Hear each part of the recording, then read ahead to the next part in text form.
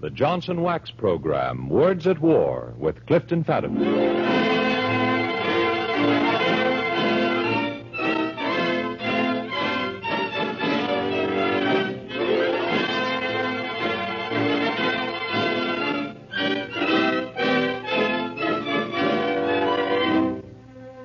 The makers of Johnson's Wax for home and industry, in cooperation with the Council on Books in Wartime, proudly presents one of the most widely discussed programs in America, Words at War, dramatizations of the most representative books to come out of this great world conflict.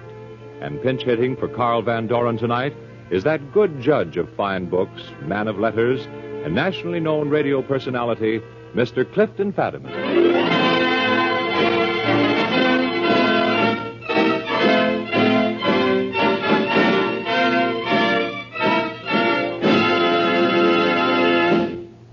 Mr. Fadiman. Traveler from Tokyo, which we talked about last week, has been postponed to a later date in the series. Tonight, we tell the story of two people. Did you ever hear of two young people named George Dodd and Ruth Lehman? No, I thought not. They're not very important people in this great war, actually. And yet I think you'll be interested in their story. Because in another way, the same thing might have happened to you. But more about the story and the author in a minute. First, a message from Jack Costello. Folks, we had such a nice letter from a very young lady this week. She writes, I heard Harlow Wilcox tell about all the uses of your wax. So this morning I had Mother polish my brown shoes with Johnson's Wax. The wax took off all the black marks and scratches and made my shoes look so bright, I thought I would tell you about it. My mother says Johnson's Wax is better than shoe polish. I'm 5.5 years old and in the high kindergarten, with love. Now, isn't that a nice letter? I could tell that young lady many thousands of people use Johnson's Wax on their shoes and on all their leather things like luggage, golf bags, and briefcases. The wax helps to keep the leather from drying out, protects it from wear, besides giving it a nice polish. It's the same Johnson's Wax, paste or liquid, that you use on your floors, furniture, and woodwork. Mr. Fadiman?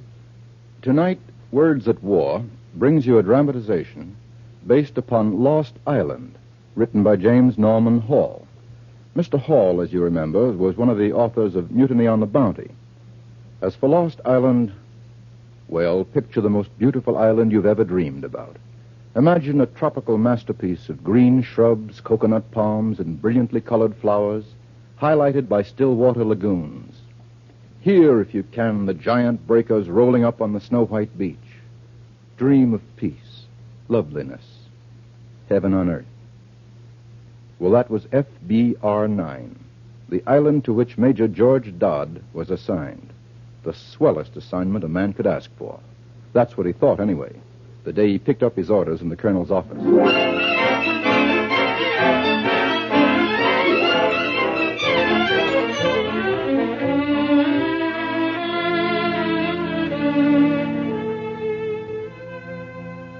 Major Dodd? Yes, sir? Actually, your job is quite simple. You're to turn that island into an air base. You're an engineer. You'll know what to do. Examine your ground carefully. Draw up a full-scale map showing where hangars, repair shops, runways, fuel storage tanks, and living quarters should be built. Yes, sir. The plane will get you to the island on the 9th. The ship bringing troops and equipment will arrive on the 19th. That gives you 10 days to do your job. I needn't remind you how important this repairing base is to our Pacific lifeline. Let nothing stand in the way. I won't, sir. Well, time's short. Do you have any questions, Major? Well, no, Colonel. Oh, by the way, are there any people on the island? No, none as far as I know. Some natives, I guess. Oh, one man in particular will be expecting you. His name's Vigo. Works for the owner of the island. Sort of foreman or caretaker. Vigo. I've got that, sir. Well, good luck, Major. And, happy landings. Thank you, sir.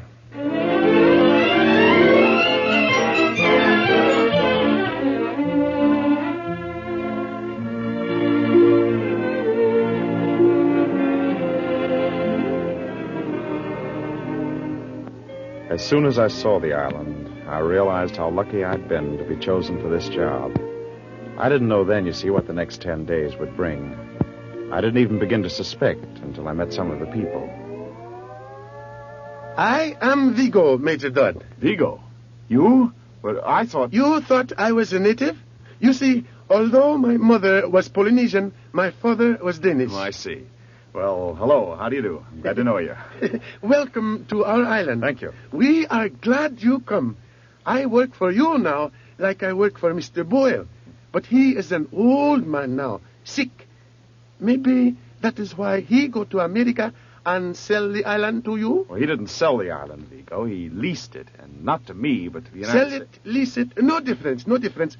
You like it so much, you stay. Wait and see. Well, you don't understand. I'm a soldier in the United States Army. That is good. Have you ever eaten a mango, Major Dodd? A mango? No. Look, Vigo, America has leased your island because they need it to help fight a war. Well, I work for America, see? Like I work for Mr. Boyle? Well, yes, that's right. You like your work? Well, sure. That is nice. Major Dodd, you will come see my turtles. Down on the beach, my baby turtles. Every 75 days, they hatch. Soon it will be 75 days. Then they hatch. You come see them, Major Dodd? Yes, sure, Vigo. I come see your turtles.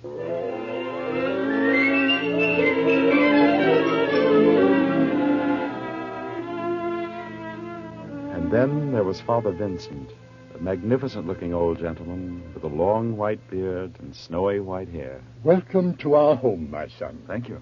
And while you're here, I hope you'll feel free to visit my little church whenever you wish.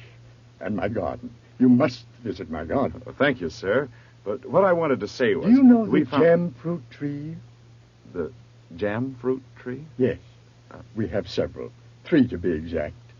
But of course, my pride and joy is the orange tree. The children love it, too. They watch over it like little guardian angels. You must come and see my garden, Major Dodd. Do come and see the garden.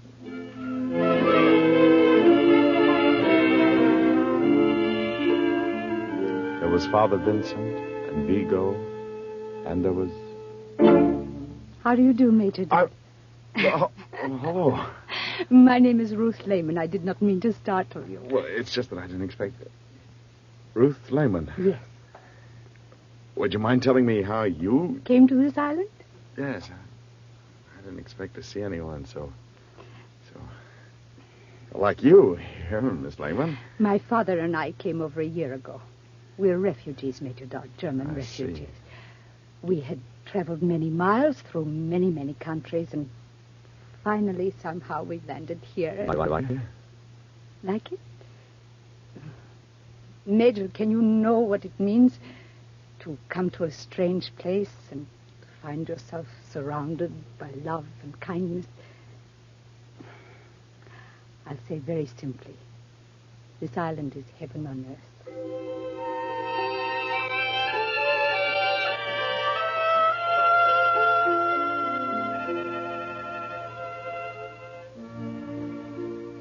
Heaven on earth. I was beginning to feel that way, too. Already I had a curious sense of peace and well-being. For the first time in my life, I'd met a group of people who seemed completely free of fear and its companion, distrust. I was happy. And then slowly, very slowly, it began to happen.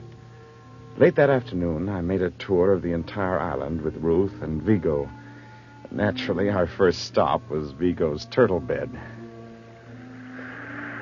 There they are, Major Dodd. Where? Oh, careful, careful. You almost stepped on it. Well, where? I don't see anything, Vigo. Do not move, do not move. You see that little bump in the sand before your feet? Yes, I see it. My turtles. But you mean they're under the sand? Certainly. Well, that doesn't make sense. Oh, yes. It makes sense. They are here, but they are not here yet. Vigo means they have not hatched, and the eggs are still buried in the sand. Vigo, you're nothing but an old fraud. You led me to believe there were turtles here. There are, right under that bump. Vigo believes, Major, that a turtle egg naturally winds up as a turtle. You see, there's nothing here to stop it. It's inevitable. Sure. I see. Well, that sounds reasonable enough. Actually, there's nothing that could stop it when you get... What's the matter? Nothing. Oh, nothing. Tell me, Miss Lehman, do you happen to know just how long this island is? I don't know exactly. About 3 miles, isn't it, Vigo? I 3 think. miles. How wide? I do not know. About 2. Why? I just wondered. Excuse me, Miss Ruth, but we promised Father Vincent we bring Major Dodd to services. I think we better hurry if we expect to catch Blessing today and stop at Council Hall, too. Oh, yes, that's right, Vigo. Are you coming, Major? Yes, of course.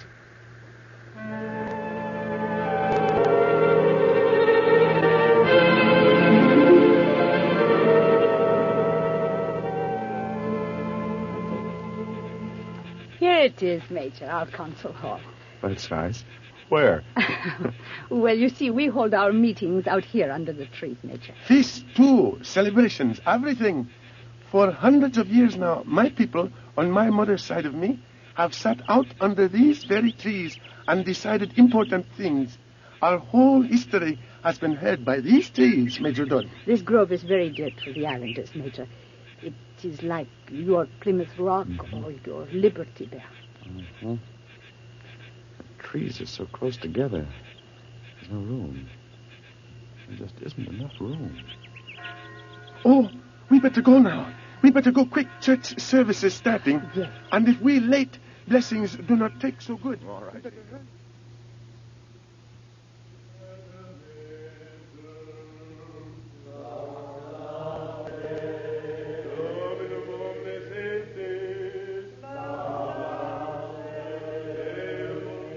I knelt in the back of the little church and watched Father Vincent and what seemed like the entire population of the island perform the simple and beautiful religious ceremony. I knelt there and watched them and prayed to God for strength. I hadn't prayed in years, but I did then. I asked God to help me find a way. Find some way.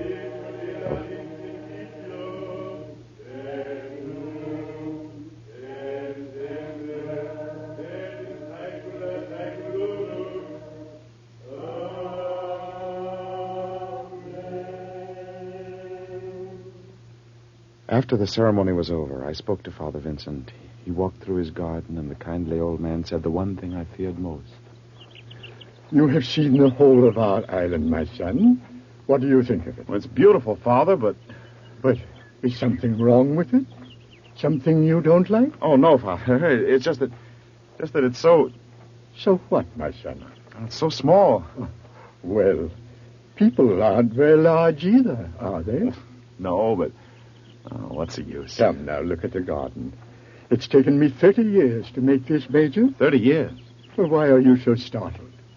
It often takes a long time, my boy, to make something beautiful.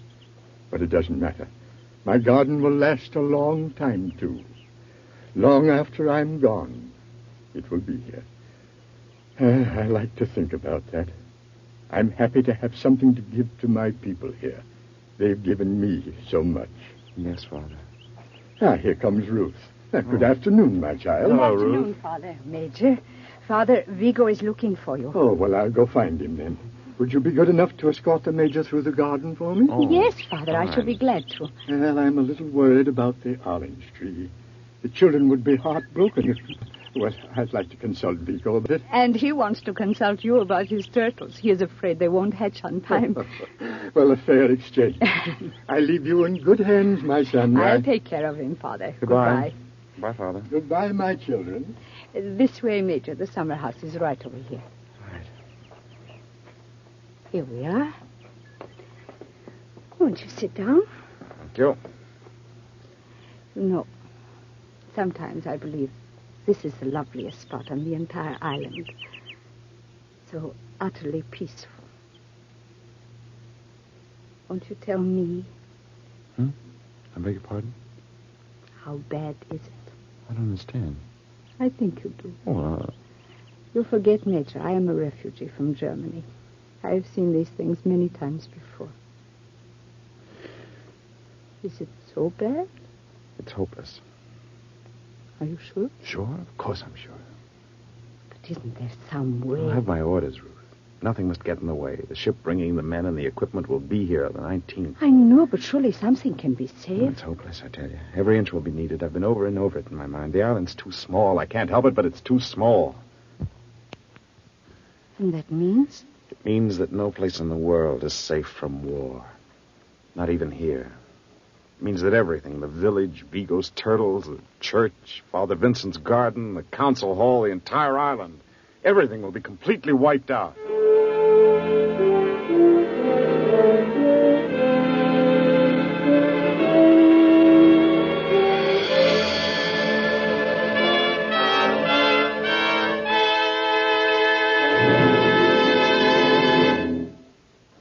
This is Clifton Fadiman, and this is the Johnson Wax Program, Words at War, bringing you a dramatization based on the book Lost Island. Lost Island is the story of how war comes to a South Sea island paradise in the person of Major George Dodd, an engineer in the United States Army. We've seen how Dodd, in fighting the great battle against the common enemy, finds himself fighting another battle within himself, the soldier against the man. For 9 whole days now, working day and night, he's been trying to do the soldier's job, that of building an air base his country badly needs. And at the same time, he's been trying to fulfill the man's desire, that of saving the homes of the peace-loving islanders. He tries to do both, but in his heart he knows only one can be done.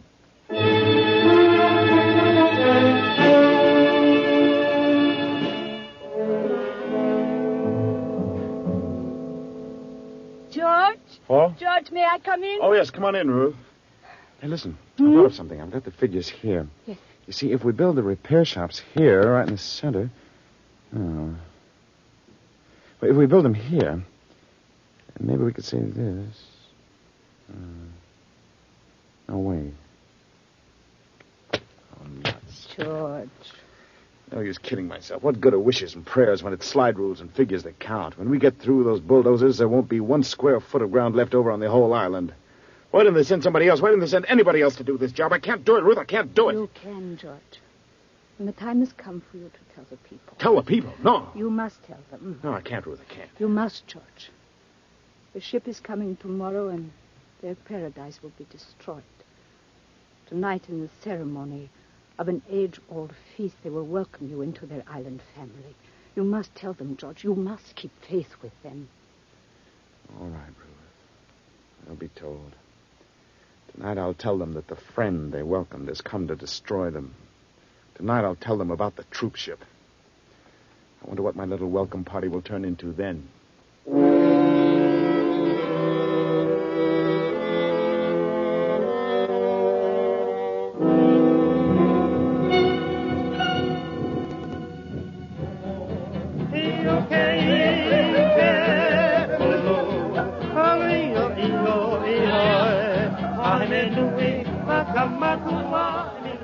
That night, with Ruth by my side, I stood and waited for Vigo to tell the islanders of the ship's coming and what it meant. I'd wanted Father Vincent to tell them, but he'd been called away to another island to perform the last rites of his church for a dying old woman. I stood there and listened as Vigo spoke to them. I don't know how he said it. I couldn't understand his words, but the sound of them will stay with me as long as I live. How would they take it, these friendly, simple people? What would they do? I didn't know. All I could do was stand there and listen.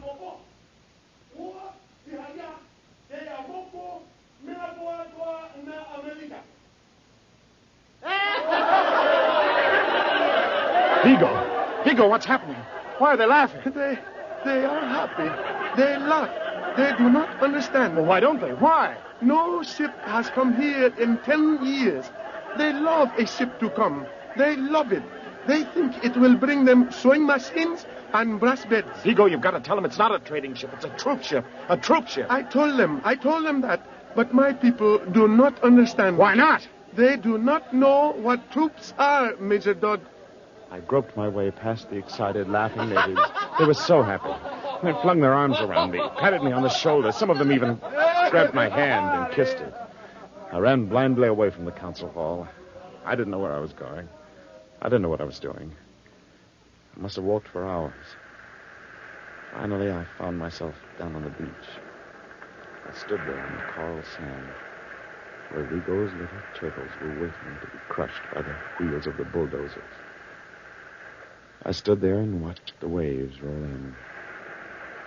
Then she came. Ruth. Yes, George, I'm here. Ruth, No. All right, don't talk. You must not feel this way, George. You must not blame yourself. You had to do this thing. There are times when men must be ruthless so that good can come of it. It is like, yes, George, it is like a surgeon who has to cut an arm off in order to save the man. You need the Pacific bases in order to destroy the fascists. Because only then can all men live in their homes free from fear and persecution. These poor people will suffer. I know how they will suffer. But what you are doing is right, George. It is...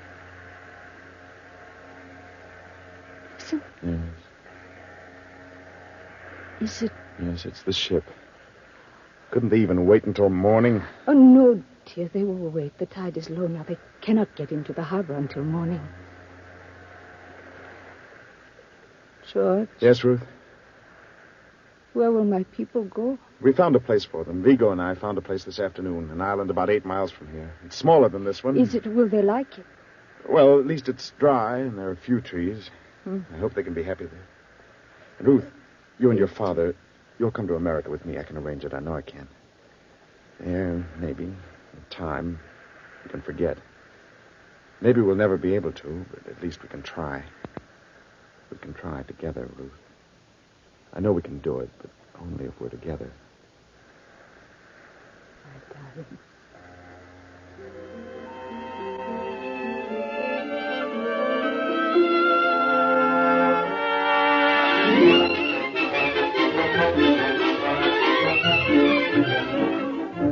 All right, come on, you guys. Get that stuff moving now. Let's go. Come on now, man. Keep moving. Yeah, that's right, Sarge. Off the boat, you guys. Boy, ain't this swell? Hey, look over there. A hula dancer. That ain't no hula, you jerk. It's a baby palm tree. Now, come on. Hey, Sarge, you sure? Sure, the wind's blowing. That's all, the wind's blowing. All right, now, let's go. The ship had arrived, and the island, which had been the quiet home of a tribe of happy, peaceful people, was no more.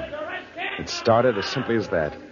But soon the place was a riot of noise. Soldiers tumbled off the ship in droves. Bulldozers roared down the gangplank. Supplies were unloaded. Men, machines. The 20th century, with all its fanfare, had moved in. And one civilization proceeded to destroy another. And that was when the heartbreak procession began. Father Vincent was the first. Ruth was with me when the venerable old priest came hurrying to my side. Major. Oh, Major Dodd. I have just returned. I have just landed. For my church, my people, my God. Father, believe me, I'm so... Oh, good heavens, what do they want? Where's Vigo?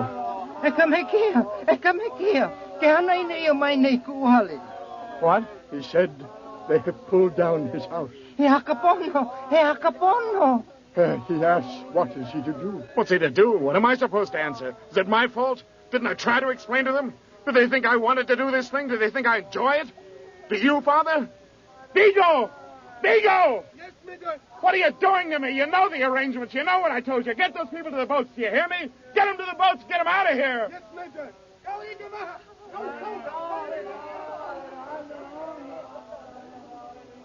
Father Vincent, you must believe me. I understand, my son. I understand.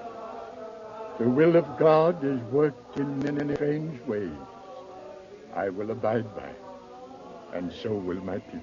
Excuse me, Major Dodd. Yes, Sergeant, what is it? What? Would you check this blueprint, sir? The boys are ready to start building. Not now, Sergeant. Don't bother me now. But, Sergeant, sir... I told you not now. Yes, sir. Father Vincent, Ruth, do not worry, Major. You see, my people sail away for their new home. There is a song of sadness on their lips, true. But there is resignation in their hearts. And there is strength in resignation, my son. And now I, too, must be going. Goodbye, Major, and God bless you. Goodbye, Father Vincent. Oh, Ruth, my child, you'd better come now. Your father will be waiting. Huh? Come, my No, child. no, Father Vincent. Ruth's coming with me to America. He doesn't understand, Ruth. The Padre doesn't understand. Go get your father. Ruth. I'm sorry, my dearest. I cannot go with you. You can't go. I belong here, George. My father and I belong here. The islanders have been good to us. They gave us a home, they gave us love, and they gave us laughter. They taught us how to laugh again, George. They took us in when we were lost, and now it's they who need us. We can help them, George. What they are suffering now, we can show them how to bear. Because we know. George, I'm sorry. I cannot go with you. Ruth. Goodbye, my dear. Goodbye.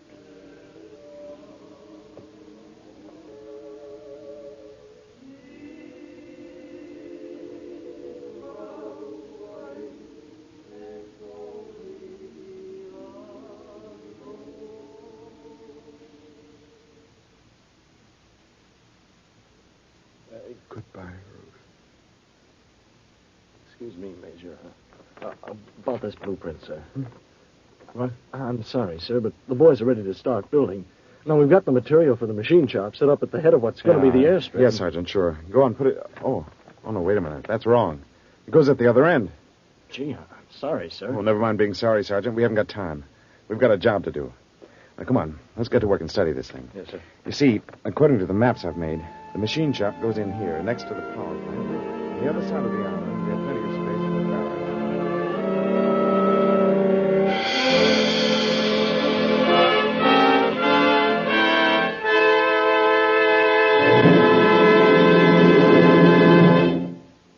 This is Clifton Fadiman, and that's the end of our story. The story of a lost love and a lost island. As for next week, well, we have a complete change of pace in store for you. Our story concerns the #1 contender for the title of hottest spot on the globe. But more about that after you hear a message from the makers of Johnson's Wax. You know, friends, dirt wears things out. You women know that's true. That's one of the reasons you clean your curtains and rugs. One of the reasons you wax your floors. Well, dirt is hard on the finish of your car, too. In fact, some of the dirt and road grime your car picks up has a destructive chemical action on its paint jobs. Don't neglect the finish. Clean and polish it occasionally with Johnson's Carnew, the remarkable polish that both cleans and polishes in one application. Besides being easy to use, Carnew gives a satin-smooth surface that helps resist dirt. Carnew is a liquid, easy to apply, dries to a white powder. When you wipe off that powder, you'll find a sparkling finish you'd almost forgotten. No matter how little you drive your car these days, you still must take care of the paint job. And the easy, inexpensive way to do it is with Johnson's Carnew, spelled C-A-R-N-U. And now, Mr. Fadiman, just what is the hottest spot on the globe? Well, I guess there are lots of candidates for the title, Jack, but would you settle for the Balkans? Yes, indeed. Well, next week, our words at war will be taken from Headquarters Budapest, Robert Parker's new book about the Balkans, that boiling stew pot of bribery, espionage, stupidity, and dictatorship.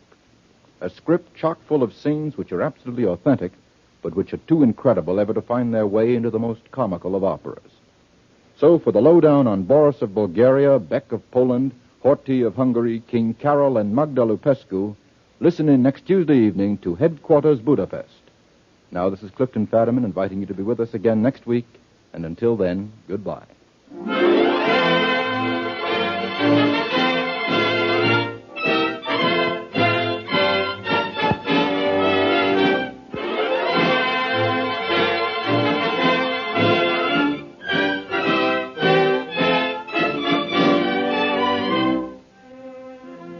Tonight's dramatization was written by Edith Summer and featured Barry Kroger and Charlotte Holland.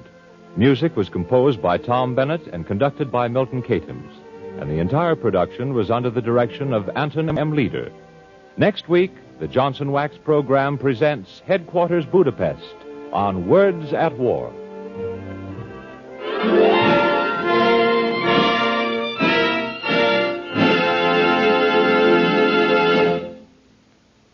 Jack Costello speaking. This is the National Broadcasting Company.